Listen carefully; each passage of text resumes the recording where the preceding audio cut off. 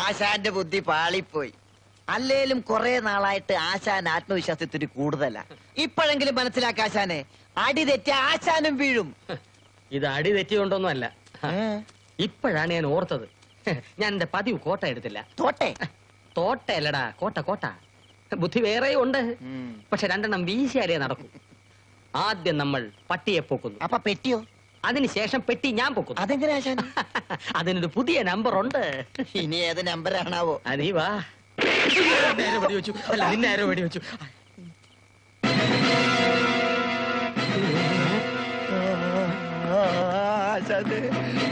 അയ്യോ,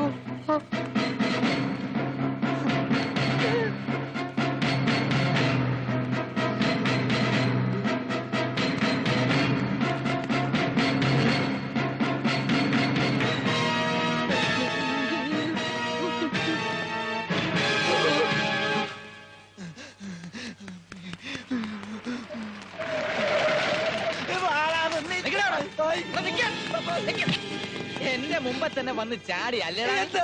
കാര്യം നിനക്ക് അറിയില്ലേ?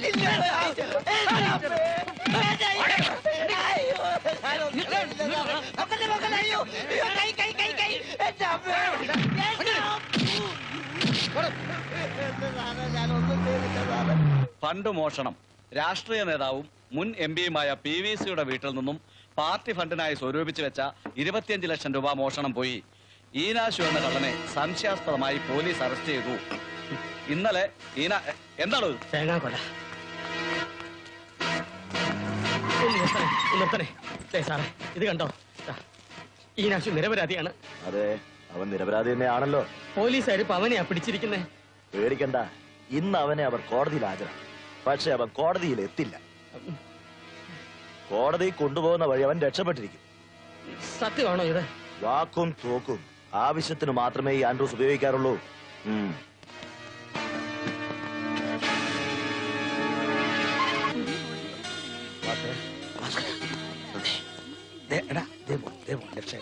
കണ്ടു കണ്ടു. ആരാ? എന്റെ അമ്മായിമ്മടെ നാത്തോൻ. കാര്യം അന്വേഷിക്കാതെ ഒരു കാര്യം അന്വേഷിക്കാതെ.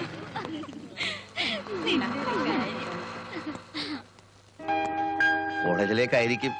കണ്ടിട്ട് എന്ത് തോന്നുന്നു? കണ്ടിട്ട് കോളേജിലേക്കാണെന്ന് തോന്നുന്നു. ഞാൻ വലിയൊരു കേസ് തെളിയിക്കാൻ പ്രതിയെയും കൊണ്ട് കോടതിയിലേക്ക് പോവാണ്. പിന്നെ ഞാൻ essay ടെസ്റ്റ് പിന്നെ എഴുതി. ഞാൻ ചോദിച്ചില്ലല്ലോ. എങ്കിലും പറയേണ്ടത് എന്റെ ഒരു കടമയാണല്ലോ.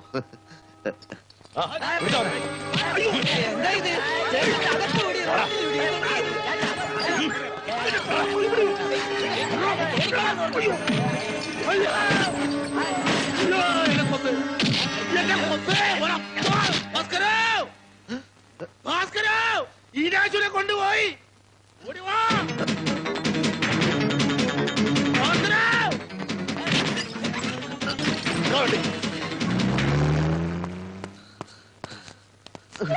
അയ്യോ, എന്തെങ്കിലും പറ്റിയോ?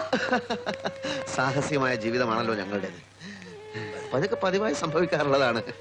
ഇതൊക്കെ ഡിപ്പാർട്ട്മെന്റിൽ പറഞ്ഞുള്ളതാ. പ്ലീസ് സർ, ഞാൻ നിരപരാധിയാണ്.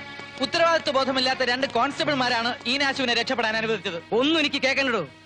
രൂപ ചില്ലറയല്ല, 25 ലക്ഷമാ. 25 ലക്ഷം തല്ലുണ്ടാക്കിയും ഭീഷണിപ്പെടുത്തിയും നാട്ടുകാരിൽ നിന്ന് പിഴിഞ്ഞെടുത്തതാ ഈ പണം. ഈ കാരണം കൊണ്ട് എന്റെ രാഷ്ട്രീയ ഭാവി അങ്ങനെ തകരാറിലായ കാക്കി കുപ്പായിട്ട് ഒരുത്തനും ഈ സ്റ്റേഷനിൽ കാണില്ല. അത് ഓർമ്മ വെച്ചോ. പിന്നെ ഇയാൾ എന്നെ അങ്ങ് വിഴുങ്ങിക്കളയും. തന്നെക്കാൾ വലിയ മന്ത്രിയുടെ ശുപാർശയിലാണ് ഞാൻ ജോലി കയറിയത്. അറിയാമോടോ കഴുത? എന്തെങ്കിലും പറഞ്ഞാ എത്രയും പെട്ടെന്ന് നടപടി എടുക്കാം സർ. Sir, party ഓഫീസിലേക്കല്ലേ? അല്ല, സൂര്യനെല്ലിയിലേക്ക്. വണ്ടി വിടറാ. ഭാസ്കര, നിനക്ക് 2 അടി തരാനുള്ള വടി എനിക്ക് കിട്ടി. സർക്കിൾ, DYSP, SP എല്ലാവരും ഉണ്ടായിരുന്നു കോൺഫറൻസിൽ. നിങ്ങളെ 2 പേരെയും സസ്പെൻഡ് ചെയ്യരുതെന്ന് ഞാൻ അങ്ങേറ്റം വാദിച്ചു നോക്കി. പക്ഷെ അവർ ഒരു ദയയും കാണിച്ചില്ല. എനിക്ക് സങ്കടമുണ്ട്. നിങ്ങളെ 2 പേരെയും സസ്പെൻഡ് ചെയ്തതിൽ എനിക്ക് ഭയങ്കര സങ്കടമുണ്ട്. വാങ്ങിച്ചോളൂ. മാത്യു ജോസഫ്, KV ഭാസ്കരൻ.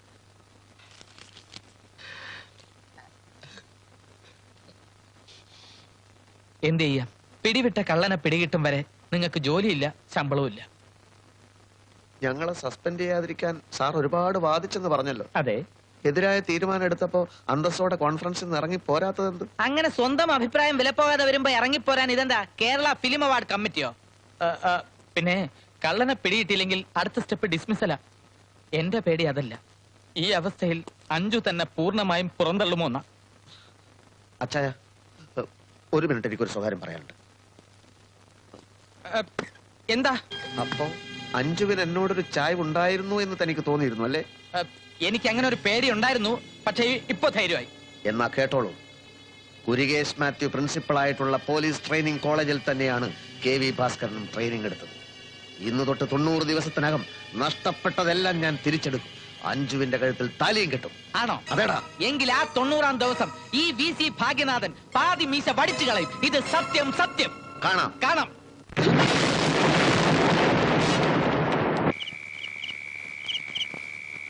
ഒരു ഗവൺമെന്റ് എംപ്ലോയി എന്നുള്ള പരിഗണനയിലാണ് അന്നാമനെ പോറ്റുന്നതും തങ്കഭസ്മം തന്ന് ചോപ്പിക്കുന്നതും. ഇനിയിപ്പോ അവള് ക്രിസ്മസ് വെക്കേഷന് വരുമ്പോ ഈശോയെ എന്റെ ഒരു ഗതി.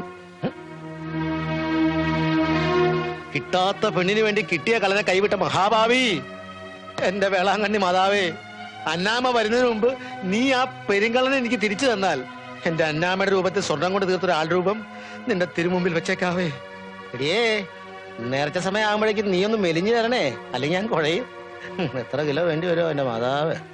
എവിടെ പോകുന്നു? ഞാൻ ഗൾഫിൽ പോവാ. വരുന്നുണ്ടോ? എടോ, കള്ളനെ പിടിക്കാൻ. കള്ളനെ പിടിക്കാൻ? ആ, കള്ളന്റെ മേൽവിലാസം ഉണ്ടോ കയ്യിൽ? എന്തേ പിന്നെ എങ്ങനെ കള്ളനെ പിടിക്കുന്നത്? നട്ടപ്പാതിരക്ക് വേറെ പണിയൊന്നുമില്ല മനുഷ്യൻ. അല്ല, പട്ടാപ്പകല് കള്ളൻ നമ്മളെ അന്വേഷിച്ച് ഇങ്ങോട്ട് വരുമല്ലേ? എങ്കിൽ ചെല്ലു. Good night. നാളെ ഇത്തിരി നേരത്തെ ഇറങ്ങണം കേട്ടോ. Bye bye. മറക്കല്ലേ? ഓക്കെ. കൊന്നു തിന്നാനുള്ള ദേഷ്യമുണ്ട് എന്നോട് അല്ലേ? അയ്യോ, എന്തിന്? ഞാൻ കാരണമല്ലേ അന്ന് ആ കള്ളൻ മിസ്സായത്? കള്ളൻ മിസ്സായത് എന്റെ സമയദോഷം കൊണ്ട്. ഇനിയിപ്പോ ഇന്റർവ്യൂ അറ്റൻഡ് ചെയ്യാൻ പറ്റില്ല. ആഗ്രഹിക്കുന്നതിന് പ്രത്യേകിച്ച് കാശ് മുടക്കൊന്നുമില്ലല്ലോ. അതുകൊണ്ട് അമിതമായി എന്തൊക്കെയോ ആഗ്രഹിച്ചു. പണ്ട് കാരണവന്മാർ പറയാറുണ്ട്, ആകാശം മുഴുക്ക ഉന്നം വെച്ചാലേ തെങ്ങിന്റെ മണ്ടയിലെങ്കിലും കൊള്ളുന്നു. ഇനിയിപ്പോ അമ്പും വില്ലും നഷ്ടപ്പെട്ടവൻ എന്ത് ഉന്നം? വീട്ടിലറിച്ചോ? ഇല്ലില്ല, മാസാമാസമുള്ള മണി ഓർഡർ കിട്ടാതെ വരുമ്പോ അവരറിഞ്ഞോളും. 9 മക്കളിൽ സ്കോളർഷിപ്പും റാങ്കൊക്കെ വാങ്ങിക്കുന്ന സമർത്ഥനായ മകൻ KV ഭാസ്കരൻ. ഭാസ്കരൻ എന്നുള്ള പേരിന്റെ ഇടത് ഭാഗത്തുള്ള KV ഇനീഷ്യല തറവാട്ട് പേര്. പക്ഷെ ഒരു കാര്യമില്ല, പേരിന്റെ വലത് ഭാഗത്ത് MA BA എന്നൊക്കെ എഴുതി ചേർക്കാൻ എന്റെ അമ്മ ഒരുപാട് കഷ്ടപ്പെട്ടു. പക്ഷെ അമ്മക്കൊന്നും തിരിച്ചു കൊടുക്കാൻ മകന് പറ്റിയില്ല. ഞാൻ പറഞ്ഞില്ലേ, ഒക്കെ എന്റെ ജാതകദോഷ. ക്ഷമിക്കണം, ഞാനീ പറഞ്ഞതൊന്നും അഞ്ജുവിന് മനസ്സിലാവില്ല. വലുപ്പവും ചെറുപ്പവും അളക്കാൻ ഞാൻ മെനക്കെട്ടില്ല. ഫസ്റ്റ് PDCക്ക് പഠിക്കുമ്പോഴേ എനിക്കൊരാളോട് ഇഷ്ടം തോന്നിയിരുന്നു. SI ആയാലും ഇഷ്ടപ്പെടുള്ളൂന്ന് ഞാൻ പറഞ്ഞിരുന്നോ? SIയും പോലീസൊന്നല്ല. ഇപ്പൊ പറഞ്ഞ് വിശ്വസിക്കല്ലോ. എന്റെ മനസ്സിൽ ഇപ്പോഴും ആ പഴയ KV ഭാസ്കരനെ ഉള്ളൂ.